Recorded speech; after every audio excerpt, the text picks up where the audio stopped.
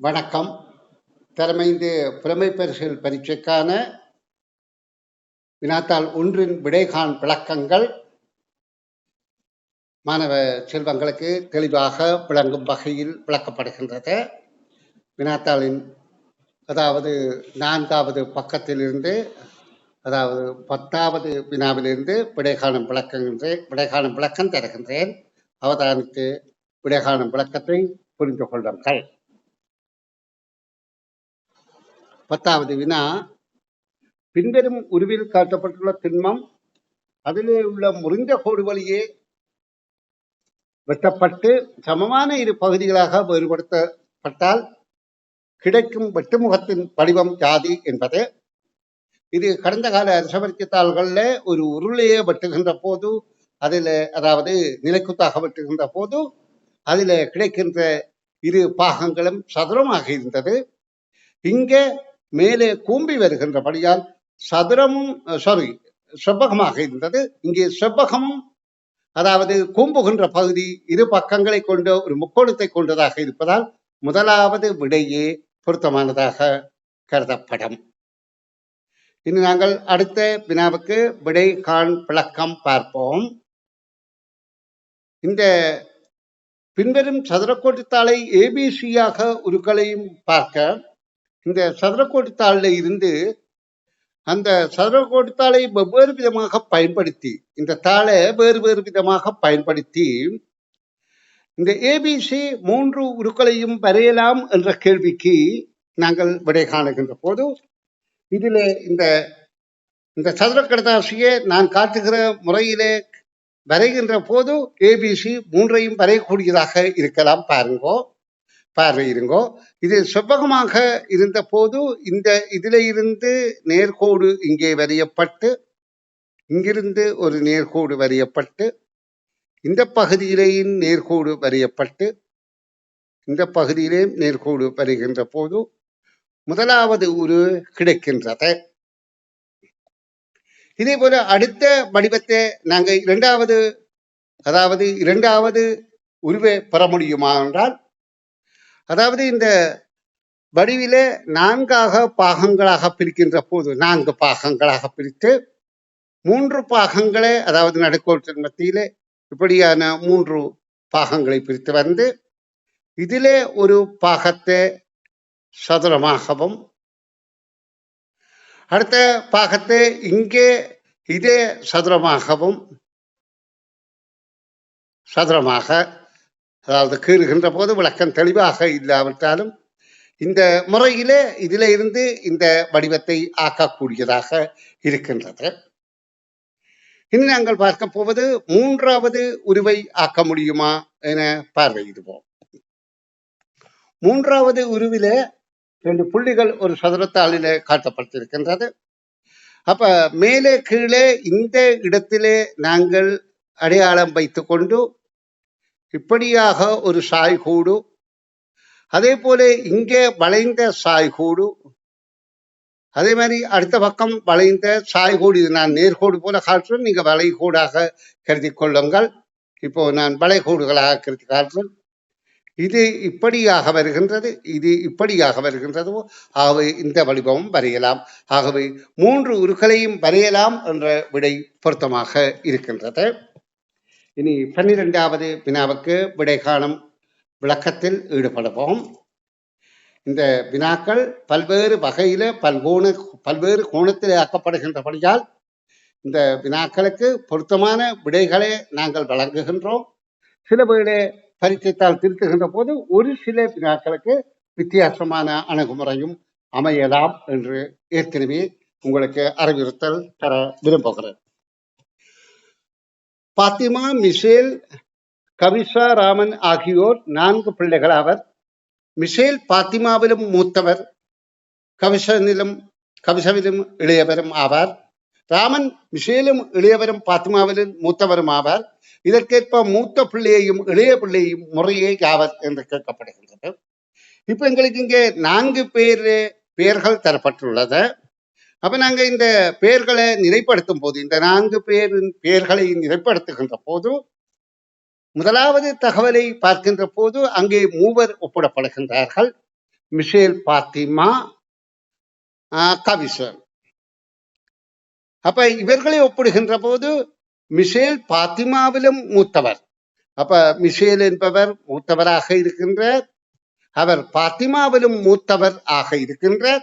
அதே நேரத்தில் கவிஷாவிலும் இளையவராக இருக்கின்றார். மிஷேல் பாத்திமாவிலும் மூத்தவராக இருக்கின்றார், ஆனா கவிஷவிலும் இளையவராக இருக்கின்றார். அப்ப கவிஷவர் என்று இங்க வருகின்றார். அப்ப முதல் தகவல். அடுத்தது, ராமன் மிஷேலிலும் இளையவராகவும், மிஷேலை விட கீழே, அதாவது மிஷேலை விட கீழேயாகவும், அதே நேரம் பாத்திமாவிலும் மூத்தவராகவும் இருக்க வேண்டும், பாத்திமாவோட மேலே இருக்க வேண்டும். அப்ப இந்த நிலையில அந்த ராமன் என்பவர் இடம்பெறுகின்றார். அப்ப இப்ப எங்களுக்கு என்ன கேள்வி? முதலாவதும் இறுதியாகவும் இருப்பது யார் என்றால், இங்கே நாங்க கீழே பாத்திமா என்பதை பார்த்து விட்டோம், கீழே இருப்பவர், மேலே கவிசால் என்று பார்த்திருக்கிறோம். அதை இங்கே சொல்லப்படுது, மூத்த பிள்ளையும் இளைய பிள்ளையும் முறையே என்று கேட்கப்படுகிறால் கவிசலும் பாத்திமாவும் என்ற இரண்டாவது விடை பொருத்தமாக இருக்கின்றது. இனி நாங்கள் அடுத்த வினாவை பார்த்துள்ளோம். முந்தைய நாளுக்கும் முந்தைய நாள் வெள்ளிக்கிழமையாகும். முந்தைய நாள், அப்ப நாங்கள் இதே ஆதாரமாக கண்டுபிடிக்கணும். இன்று என்பதை ஆதாரமாக கண்டுபிடிக்கணும். இன்று என்பதற்கு நேற்று முதல் நாள், நேற்றுக்கு முந்தைய நாள் தான், நேற்றுக்கு முந்தைய நாள் தான் முந்தைய நாள். முந்தைய நாளின் முதல் நாளுக்கும், நேற்று முந்த நாள், முந்தைய நாளுக்கும் முதல் நாள் வெள்ளிக்கிழமை என்று இங்கே சொல்லப்படுகின்றது. முந்தைய நாளுக்கு முதல் நாள் வெள்ளிக்கிழமை என்றால், இன்று இது என்றால் நாளை, இது நாளைய மறுநாள், நாளைய மறுநாள், நாளைய மறுநாளுக்கு அடுத்த நாள், நாளைய மறுநாளுக்கு அடுத்த நாள் என்ன கிழமை என்று கேட்கப்படுகின்றது. அப்ப நாங்கள் பள்ளியில இருந்து தொடராக வருவோமாயிருந்தால், வெள்ளிக்கு அடுத்தது சனிக்கிழமை, சனிக்கு அடுத்தது ஞாயிற்றுக்கிழமை, இன்று திங்கட்கிழமை, நாளை செவ்வாய், அடுத்த நாள் புதன், அப்ப வியாழக்கிழமை என்ற மூன்றாவது விடை பொருத்தமாக இருக்கின்றது. இனி நாங்கள் அடுத்த வினாவை பார்வையிடுவோம். 5 ஒத்த எந்திரங்கள் 5 நிமிடங்களில் 5 பொம்மைகளை செய்கின்றது, உற்பத்தி செய்யலாம். அதற்கேற்ப அத்தகைய 100 எந்திரங்கள் 100 பொம்மைகளை உற்பத்தி செய்வதற்கு எவ்வளவு நேரம் எடுக்கும் என்பது கேள்வி. அப்ப 5 எந்திரம் 5 நிமிடத்தில் 5 பொம்மை செய்கிறென்றால், உண்மையிலேயே ஒரு எந்திரம், இந்த கேள்வியில தாற்பயத்தை நல்லா விளங்கி கொள்ளுங்க, ஒரு எந்திரம் 5 நிமிடத்துல ஒரு பொம்மை செய்கின்றது. ஏன்னா 5 ஒரே வகையான எந்திரங்கள் 5 நிமிடங்கள்ல 5 பொம்மை செய்யும் என்றால், ஒரு எந்திரம் 5 நிமிடத்துல ஒரு பொம்மை செய்யும். அப்போ 100 எந்திரங்கள் 100 பொம்மை செய்வதற்கும் இந்த 5 நிமிடம் தான் செலவாகின்றது. ஆகவே கேள்விக்கான விடை 5 நிமிடங்கள் என்பது ஆகும். இனி நாங்கள் அடுத்த வினாவுக்கு நுழைவோம். அடுத்த வினாவை பாருங்கோ. 15வது வினா. கீதா 20 ரூபாவுக்கு சில முத்திரைகளை வாங்கி அதே நாளில் அம்முத்திரையை ராணிக்கு 40 ரூபாவுக்கு விற்றாள். அடுத்த நாள் அவள் ராணியிடமிருந்து கீதா முத்திரைகளை அனைத்தையும் 60 ரூபாவுக்கு திரும்ப வாங்கினாள். அதன் பின்னர் கீதா முத்திரைகளை 50 ரூபாவுக்கு விற்றாள். இக்கொடுக்கல் வாங்கலில் கீதாவுக்கு என்ன ஏற்பட்டது என்றதை பார்வையிட வேண்டும். இந்த வினாவிலே கீதா முதல் 20 ரூபாய் வைத்திருந்தால், அவள் 20 ரூபாவுக்கு முத்திரைகளை வாங்கி அந்த முத்திரைகளை அவள் 40 ரூபாய்க்கு விற்பனை செய்தால், அப்ப 40ல் 20 போனால் அவள் அடைந்த லாபம் 20 ரூபாய். முதற் செயற்பாட்டில அவள் 20 ரூபாய்க்கு வேண்டி 40 ரூபாய்க்கு வித்திருக்கிறாள். அதன் மூலம் இலாபம் பெற்ற அவள் பெற்றது 20 ரூபாய் லாபம். அடுத்த நாள் அவள் இந்த 40 ரூபாய்க்கு விற்ற அனைத்து முத்திரைகளையும் 60 ரூபாய்க்கு வாங்கினாள். அடுத்த நாள் காரியத்தில் அவள் 60 ரூபாய்க்கு வாங்கியது, ஆனா திருப்பி விற்கும் போது 50 ரூபாய்க்குத்தான் விற்றிருக்கின்றாள். அப்ப அவளுக்கு அடுத்த நாள் நடவடிக்கையிலே அவளுக்கு வந்தது 10 ரூபாய் நஷ்டம். இது நஷ்டம், இது லாபம். ஆனா மொத்தத்திலே இப்ப அவள் முதல் 20 ரூபாய் லாபம் அடைந்திருக்கிறாள். அடுத்த நாள் 10 ரூபாய், அடுத்த நடவடிக்கையில 10 நஷ்டப்பட்டிருக்கிறாள். அப்ப அவள் அடைந்தது இப்ப 10 ரூபாய் லாபம் மட்டும்தான். அப்ப லாபம் ஏற்படுகின்றது என்பதுதான் கேள்விக்கான விடையாகும். அடுத்த வினா. தினமும் விடியற்காலையில் வானிலை முன்னறிவித்தலை செவிமடுக்கும் திரு ஸ்ரீபாலா மழை பெய்யும் நாட்களில் மாத்திரம் தமது மோட்டார் காரில் அலுவலகத்தை செல்வார். அவர் மழை பெய்யும் ஒவ்வொரு நாளும் தவறாமல் தனது குடியையும் எடுத்துக்கொண்டு செல்வார். அதற்கேற்ப பின்வரும் எக்கூற்று சரியானது. அதாவது அதிகாலையில போறார், வானிலை முன்னறிவித்தலுக்கு ஏற்ப கேள்விப்ப அதை பார்த்துத்தான் அவர் செல்வார். மழை பெய்கிற நாட்கள் அவருக்கு மோட்டார் காரில் போவார். அப்ப குடை கொண்டு செல்வார், தவறாமல் குடியையும் கொண்டு செல்வார். இதற்கேற்ப இதில் எந்த கூற்று பொருத்தமானது என்று கேட்கப்படுகின்றது. இப்ப ஒவ்வொரு கூற்றாக வாசித்து பார்க்கிற போது மூன்றாவது கூற்ற பாருங்க. திரு ஸ்ரீபாலா தனது மோட்டார் காரில் அலுவலகத்தை செல்லும் ஒவ்வொரு நாளும் கொடியை எடுத்துக்கொண்டு செல்வார் என்பது இங்கே தவறாமல் சரியான கூற்றாக இருக்கின்றது. அதாவது ஸ்ரீபாலா அவர் மழை பெய்கிற நாட்கள்ல மோட்டார் கார்ல போவார், ஆனா குடியை எடுத்து செல்வார் என்று சொல்லப்பட்டிருக்கின்றபடியால் தீர்க்கமான விடையாக மூன்றாவது விடையே பொருத்தமானதாக இருக்கின்றது. இனி நாங்கள் அடுத்த பக்க வினாக்களுக்கு விடை காணும் விளக்கத்தில் ஈடுபடுவோம். அதாவது அடுத்த பக்க வினாவாக நாங்கள் 5வது பக்க வினாக்களுக்கு விடை காணும் முயற்சியில் ஈடுபடுவோம். 5வது பக்கத்திலே உள்ள வினாக்கள் இப்பொழுது உங்களுக்கு காண்பிக்கப்பட்டு விடை காணும் விளக்கம் வழங்குகின்றேன். இதில் 17வது கேள்வி, 20 சென்டிமீட்டர் உள்ள ஒரு போத்தலில் 8 சென்டிமீட்டர் உயரத்துக்கு நீர் உள்ளது. அந்நீரில் அளவானது போத்தல் கொள்ளும் நீரின் மொத்த அளவின் அரைவாசியாகும். நீர் வெளியே செல்லாதவாறு மூடி போத்தலை கவிழ்க்கும் போது நீர்வட்டத்தின் உயரம் சென்டிமீட்டர் தருக. இந்த போத்தல் 20 சென்டிமீட்டர் நீளம் என்று சொல்லப்படுகின்றது. அப்ப நாங்க இந்த போத்தலை 20 சென்டிமீட்டர் என கருதுவோம். ஆனா இந்த போத்தலின் தரப்பட்ட தரவுகளின்படி மேலிருந்து கீழாக விரிந்து, அதாவது கூம்பு வடிவிலே இருக்கின்றது என்பதை கருத்தில் கொள்ளுங்கள். இது இங்க மூடி. அப்ப இதன் மொத்த நீளம் 20 சென்டிமீட்டர் உயரம். இதன் உயரம் 20 cm என்று சொல்லப்படுகின்றது. இதிலே அரைவாசி நீர் உள்ள போது அதன் உயரம் இந்த அளவுதான் அரைவாசி இருக்கின்ற போது 8 cm என்று சொல்லப்படுகின்றது. இந்த போத்தலை தலைகீழாக, போத்தல் மூடியால தண்ணீர் வெளியே போகாத மாதிரி தலைகீழாக கவிழ்த்தால் இது நிற்கின்ற மட்டம் திரும்பவும் இதே நிலையில தான் நிற்கும். ஆனா மேலுள்ள பாகம் இப்ப கூம்பி இருக்கின்றபடியால் இந்த பாகம் 20ல 8 போனால் 12 cm என்பதை கவனத்தில் கொள்ளுங்க. அப்ப மூன்றாவது விடை பொருத்தமானது. அடுத்த கேள்வி 18வது வினாவை பார்வையிடுவோம். ஒரு குறித்த மாதத்தில் ஞாயிற்றுக்கிழமைகள் வரும் எண்களின் கூட்டுத்தொகைக்கு கிடைக்கத்தக்க பெரிய பெருமானம் யாது?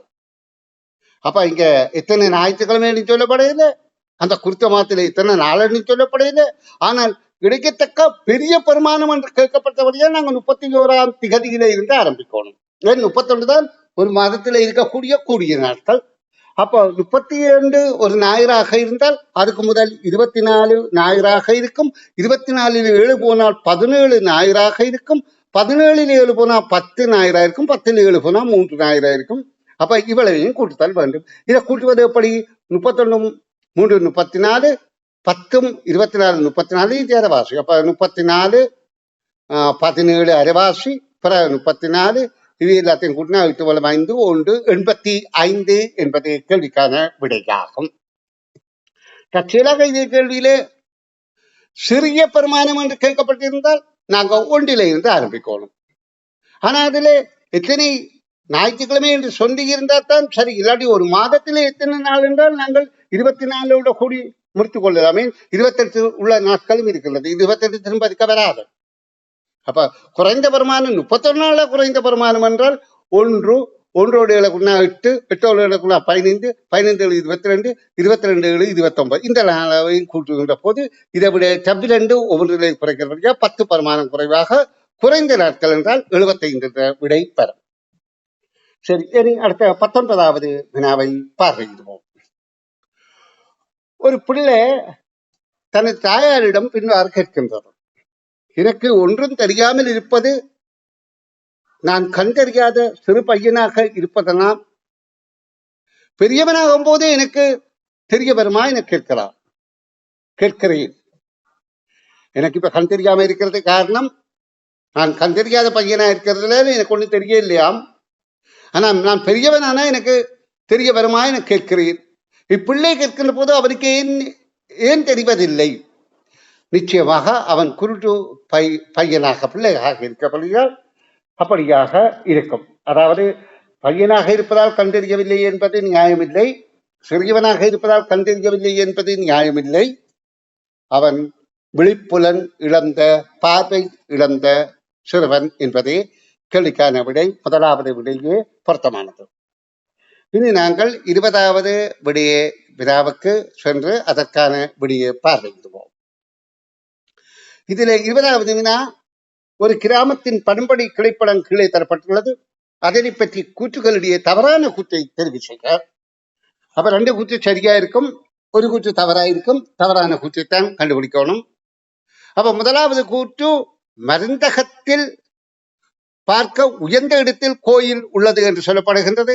இங்கே மருந்தகம் இருக்கின்றது ஒரு பள்ளமான இடமாக இருக்கலாம். ஏனென்றால் இந்த நீர் வழிந்தோடுகின்ற இடம்.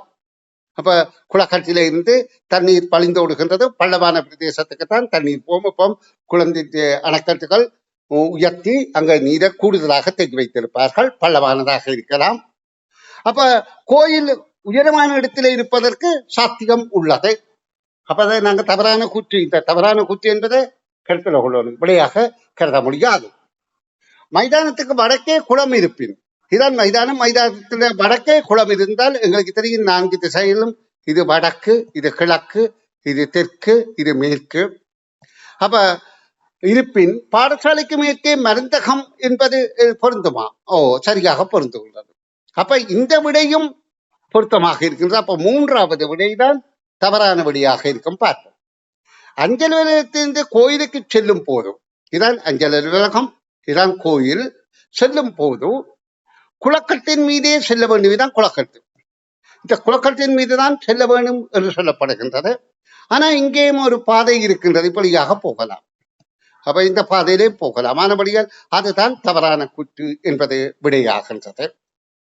இனி நாங்கள் 21வது வினாவை பார்வையிடுவோம். 21வது வினா, ஏபி ஆகிய இரு பகுதிகளையும் சேர்த்து அமைக்கத்தக்க ஒரு திண்மத்தின் வடிவம் எது என்று கேட்கப்படுகின்றது. இது கற்புலனாற்றல், கண்ணாலேயே பார்த்து நாங்கள் கணித்துக் கொள்ளக்கூடியதாக இருக்கும். இதுல சதுரமுகிகள் எண்ணிக்கை கூடி கவனத்தில் கொள்ள தேவையில்லை. இதை கண்ணால் பார்ப்பதால் நாங்கள் விடையை அறிந்து கொள்ளலாம். இங்க பாருங்க, ஏ என்கின்ற பகுதி இதுவாகவும் பி என்ற பகுதி இதுவாகவும், அது தவிர்த்த விகுதி பகுதியாகவும் இரண்டும் இணைகின்ற போது இது முதலாவது விடை பொருத்தமாக இருக்கின்றது. இனி பக்கத்தின் இறுதி வினாவை பார்வையிடுவோம். 22வது வினா, ஒரு முற்றத்தில் வரையப்பட்டுள்ள ஒரு சதுரம் உருவில் காட்டப்பட்டுள்ளது. அதில் வடக்கு திசையில் குறிக்கப்பட்டுள்ளது, வடக்கு திசையும் திசையில் குறிக்கப்பட்டுள்ளது. ஏ, பி, சி, டி ஆகிய 4 இடங்களில் நிற்கும் 4 பிள்ளைகளுக்கு இடையே ஏயில் நிற்கும் பிள்ளையும் சியில் நிற்கும் பிள்ளையும் கிழக்கு நோக்கி நிற்கின்றார்கள். அப்ப வடக்கு கிழக்கு தெற்கு என்கின்ற போது இது கிழக்கு திசை, இது வடக்கு திசை. அப்ப ஏபியில இருக்க இது தெற்கு திசை, இது மேற்கு திசை. இப்ப இங்கே என்ன சொல்லப்படுகின்றது, ஏயிலும் சியிலும் உள்ள பிள்ளைகள் கிழக்கு திசை நோக்கி நிற்கின்றார்கள். அப்ப இந்த பிள்ளை இங்க நோக்கி நிற்கின்றது பார்க்கின்றது, இதுவும் இங்க நோக்கி பார்க்கின்றது. அதே நேரம் சொல்லப்படுகின்றது, பியிலும் டியிலும் நிற்கும் பிள்ளைகள், இரு பிள்ளைகளும் நிற்கும் பிள்ளைகையும் மேற்கு திசையை நோக்கி நிற்கின்றது. அப்ப இந்த பிள்ளை மேற்கு திசை, இதுவும் மேற்கு திசையை நோக்கி பார்க்கின்றது. இவர்களுடைய முகத்திற்கும் முகம் நோக்கி இருக்கும் இருவர் நிற்கும் இரு இடங்களும் அவை என்றால் இவர் 2 பேரும் தான் முகத்தை நேரே பார்த்து கொண்டிருக்கிறார்கள். அப்ப இது ஆங்கில எழுத்து சி, இது டி. அப்ப சியும் டியும் என்ற 3வது விடைதான் பொருத்தமாக இருக்கின்றன. இனி நாங்கள் 23வது வினாவிலிருந்து விடைகாண் விளக்கங்கள் பார்வையிட போகின்றோம். 23வது வினா. இப்பொழுது அந்த பக்கத்தில் உள்ள வினாக்களுக்கு 23ஆம் பக்க வினாக்களை நான் உங்களுக்கு இப்பொழுது காண்பித்து விடை காணும் விளக்கம் வழங்குகின்றேன். மிகுந்த அவதானமாக அவதானித்துக் கொள்ளுங்கள்.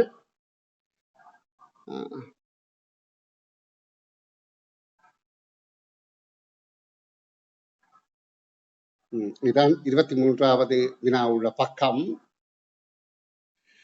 சார் தனது வீட்டிலிருந்து மோட்டார் சைக்கிளில் சீரான மாறாத கதியில் போயிரு நிலையத்துக்கு செல்கின்றார். பயணத்தை ஆரம்பித்த முதல் 10 நிமிடங்கள் கழியும் போது அவர் சென்றுள்ள தூரத்தின் 2 மடங்கு தூரத்துக்கு மேலும் செல்ல வேண்டியிருந்தது. அவர் சென்றுள்ள தூரமும் அவர் மேலும் செல்ல வேண்டிய தூரமும் அவர் மேலும் எவ்வளவு தூரத்துக்கு நேரத்துக்கு சென்ற பின்னர் சமமாக இருக்கும் என கேட்கப்படுகின்றது. அப்ப இந்த கேள்வியின் தாற்பயத்தை விளங்கிக் கொள்ளுங்கோ. கேள்வி இலகுவானது, கேட்கப்படும் விதம்தான் கஷ்டம் போல தெரியும். சரத் வீட்டில இருந்து இதானவற்றை வீடு என்று வைத்துக் கொள்வோம். இந்த வீட்டில இருந்து அவர் புகையிரத நிலையம் நோக்கி செல்கின்றார். இங்கேதான் புகையிரத நிலையம் என்று வைத்துக் கொள்வோம். அவர் ஆரம்பத்தில் முதல் 10 நிமிடங்கள்ல போன தூரத்தின் கழியும் போது அவர் சென்றுள்ள தூரத்தின் 2 மடங்கு தூரத்துக்கு இன்னும் போக இருக்கின்றது. அப்ப அவர் சென்ற தூரம் 3ல் 1 பங்காக இருக்கும். ஏன் இங்கால 3ல் 2 பாகங்கள்தான் 2 மடங்காக இருக்கும். அவர் இந்த 10 நிமிடத்துல 3ல் 1 பாகத்தை சென்றிருக்கின்றார். சென்றுள்ள தூரத்தை 2 மடங்கு தூரத்துக்கு மேலும் செல்ல வேண்டியுள்ளது. அதாவது 3ல் 2 பங்கு 20 நிமிடங்கள் செல்ல வேண்டும். அப்ப மொத்தம் அவர் செல்ற தூரம் 10, 20, 30 நிமிடங்கள் என்பதை கவனத்தில் கொள்ளுங்கோ. அவர் மேலும் செல்ல வேண்டிய தூரம் மேலும் எவ்வளவு நேரத்துக்கு சென்ற பின்னர் அடையலாம். அதாவது சமனாக இருக்கும். சமனாக இருக்கும் என்றால் அதாவது இன்னும் அவர் இவ்வளவு தூரம் போனா முழு தூரத்தின் அரைவாசி 30 அரைவாசி 15 என்றால் அவர் இன்னும் செல்ல வேண்டியது 5 நிமிடங்கள் என்ற முதலாவது விடையாகும். அடுத்த கேள்வி, ஒரு நிலைக்குத்து சுவரில் பொருத்தப்பட்டுள்ள ஒரு சுவர்கடிகாரத்தில் நேரம் 9ஆக இருக்கும் போது அதன் மணித்தியாலமுள் கிழக்கு நோக்கி இருக்கின்றது. இக்கடிகாரத்தில் நேரடியாக முன்னால் நின்று கொண்டு நேரத்தை பார்க்கும் ஒருவர் எத்திசையை நோக்கி நிற்கின்றார். எங்களுக்கு கடிகாரத்திலே 3 மணியாக இருக்கும் போது 9 மணியாக இருக்கும் போது மணிமுள் நோக்கி நிற்பது மேற்கு திசையாக இருக்கும்.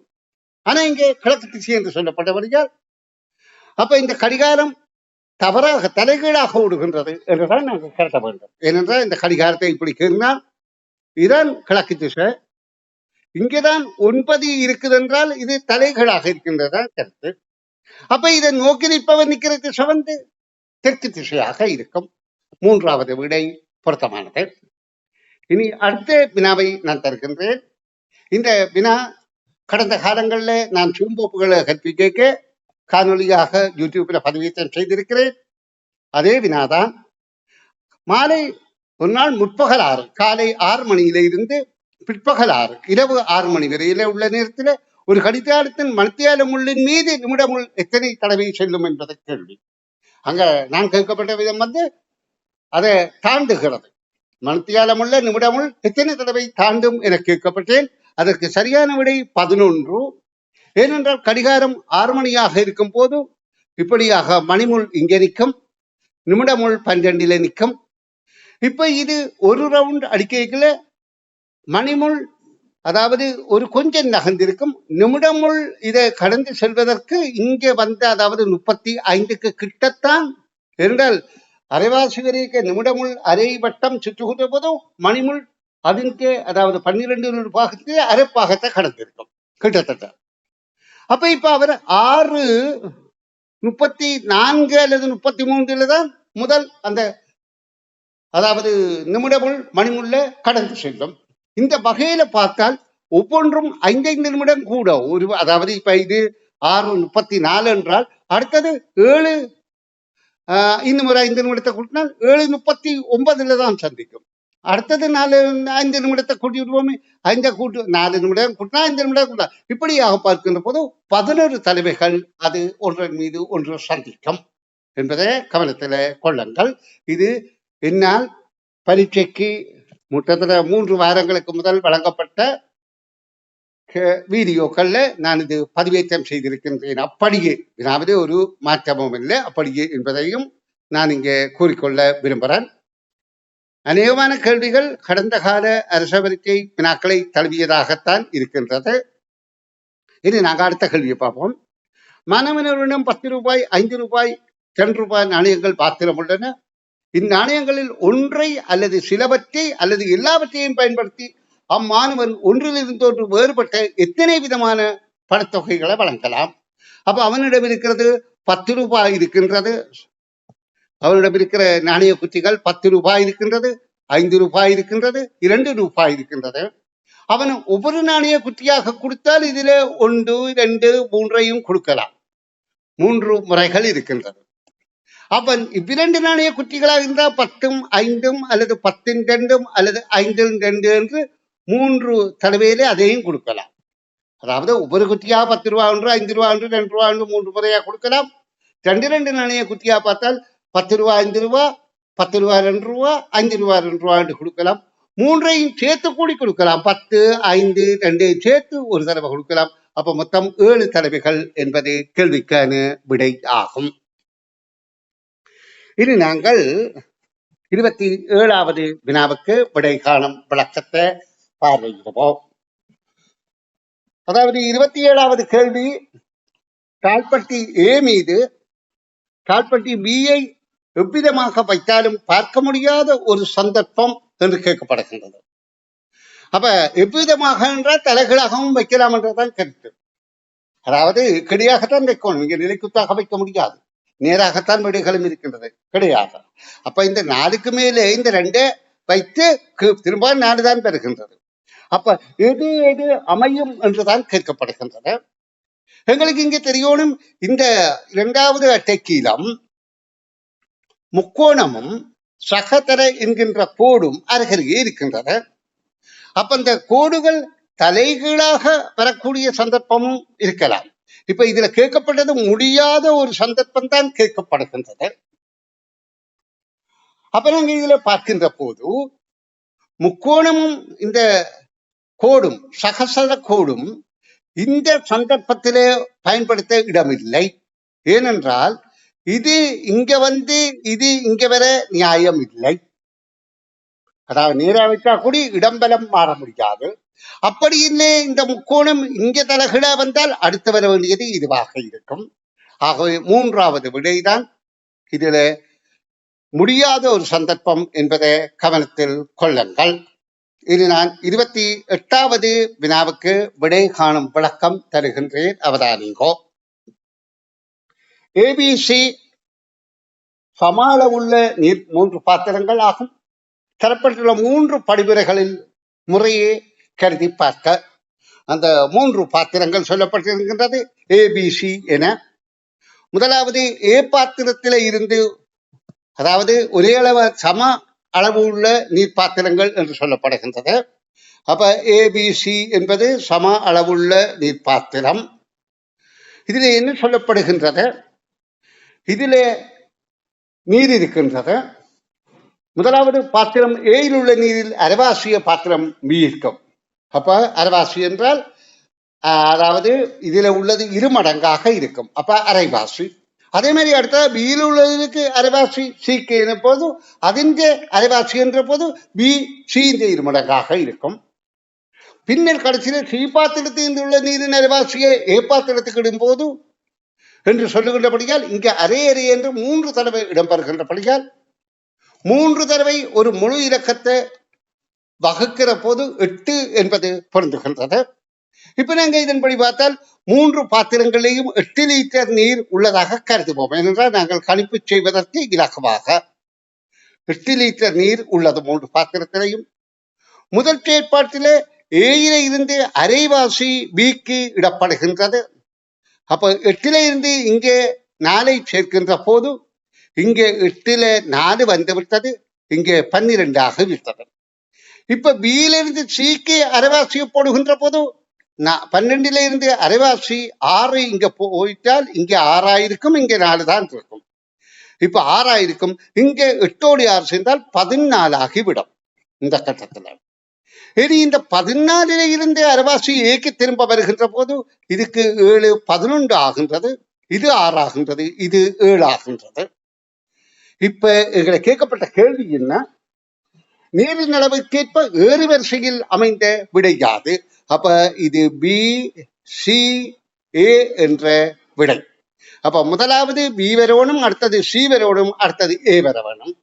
அப்ப பி சி ஏ என்பது 2வது விடை ஆகும். இனி நாங்கள் இந்த பக்க இறுதி வினாவுக்கு விடை காணும் விளக்கத்தை பார்வையிடுவோம். 3 வாக்கியங்களும் அவற்றுக்குரிய 3 குறியீட்டு கோவைகளும் கீழே தரப்பட்டுள்ளன. இவற்றில சொற்களின் ஒழுங்கில குறியீடுகள் இல்லை என்பதை அங்க குறிக்காவிட்டாலும் பிரதியீடு சார்பான நிறைய அனுபவம் இருக்குமா என்றால் அது எங்களுக்கு புரிந்து கொள்ளலாம். அதற்கேற்ப ரோஜாப்பூ மிக வாசனை உள்ளது எனும் வாக்கிய பகுதிக்கு பொருத்தமான குறியீட்டு கோலம் இது. இப்ப நாங்க இந்த மேலே தந்த முதல் 3 வாக்கியத்திலையும் ஒரே சொல் 3லும் இருக்கின்றதா என்று பார்த்தால் இந்த நிற என்ற சொல் இருக்கின்றது.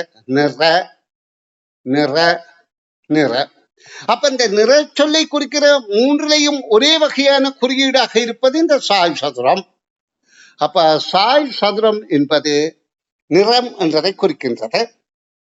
அப்ப இங்க எங்களை பொறுத்தவரையிலே இந்த நிறம் என்றது வினாவிலே இடம்பெற வேண்டிய அவசியம் இல்லை.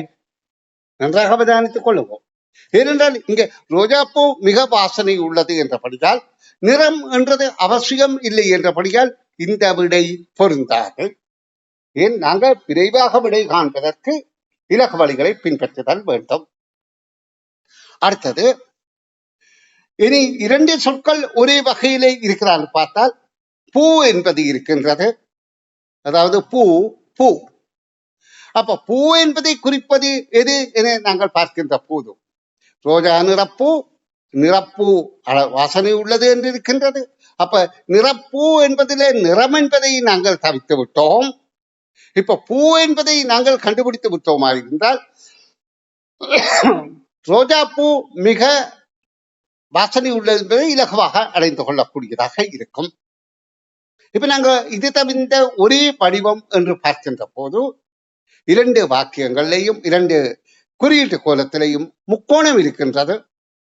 அப்ப முக்கோணம் பூ என்பதை குறிக்கின்றபடியால் 2வது சொல்லாக இது சொல்லொழுங்கிலே இருக்குமா இருந்தால் இது ரோஜா பூவாக ஒரு சொல் அது தனித்திருக்கின்றது. இதுக்குள்ள ரோஜா பூ இந்த வாக்கியத்திலே இருக்கின்றபடியால் இது பொருந்துகின்றது. இது 2 ஏற்கனவே ஒன்று புறக்கணித்து விட்டோம், ஒன்று மற்றது பூவுக்கு வருகின்றது. அப்ப இது ரோஜா பூ மிக என்பதற்கு இந்த குறியீடு பயன்படுத்தலாம். அதாவது அடுத்ததாக வாசனை உள்ளது என்பதை நாங்க இதற்கு எடுத்துக்கொள்ளக்கூடியதாக இருக்கின்றது. நன்று மாணவ செல்வங்களே, அடுத்த காணொலியில் தொடர்ச்சியான வினாக்களுக்கு விடை காணும்